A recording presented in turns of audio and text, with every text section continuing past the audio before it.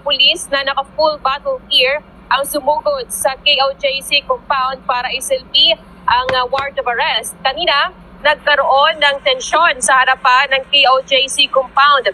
Ito ay matapos ilang mga supporters ni Kibuloy ang humarang sa entrance ng gate. Sigaw ng mga ito ang hustisya para sa kanilang leader na nahaharap sa kasong child abuse, sexual abuse at human trafficking. Kaya hindi naging madali sa PNP, CIDG at sa SAF ang pagpasok sa compound dahil sa libo-libong mga taga-suporta na humarang. Hindi na rin pinayagang makapasok sa loob ang mga media. Liban dito, mayroon ding 3 chopper na nagsaservice sa taas para makita ang nangyayari sa loob ng compound. Pinasok rin ng mga pulis ang pag-aari sa ni Kibuloy sa Barangay Tamayong pero hanggang ngayon ay walang Kibuloy at 5 pang kapwa niya akusado na nakita. Ilang mga supporters rin ang tinalian ng table